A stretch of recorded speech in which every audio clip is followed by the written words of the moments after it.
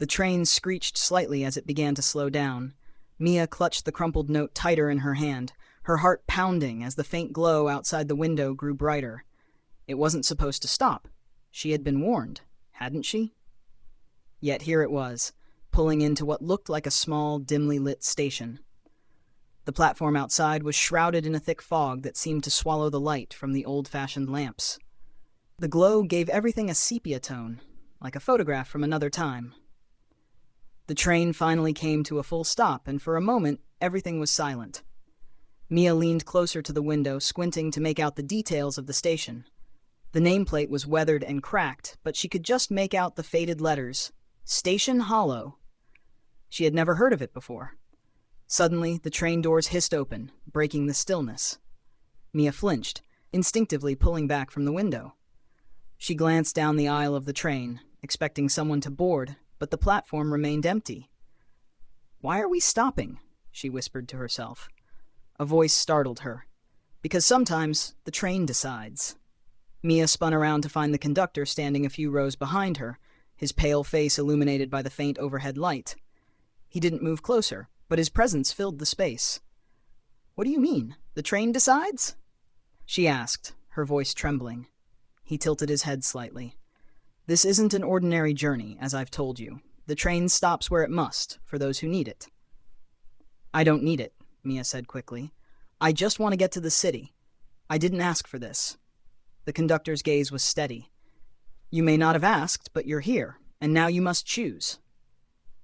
"Choose what?" He stepped aside, gesturing toward the open doors.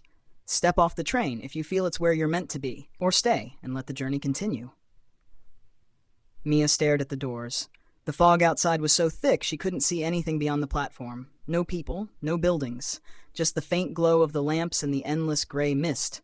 It felt wrong. "What happens if I get off?" she asked.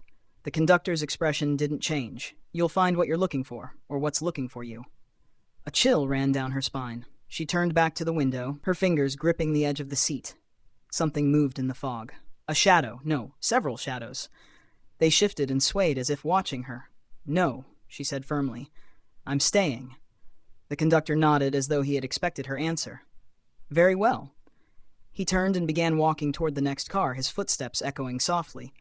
The train doors hissed again, and Mia's heart leapt. She whipped her head toward the platform, but it was still empty. And then, just as the doors began to close, she heard it. "Mia."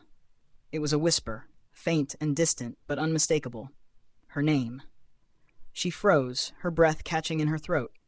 The voice wasn't just familiar, it was impossible. It was her mother's. Her mother, who had passed away 2 years ago. Mia jumped up, rushing to the door, but it slid shut with a metallic clang before she could reach it. The train shuddered, and the platform began to fade into the mist as the train moved forward. She pressed her hands against the glass, searching the fog for any sign of her mother. But all she saw was Station Hollow disappearing into the night. She collapsed back into her seat, her mind racing. How had she heard her mother's voice? Why had the train stopped there?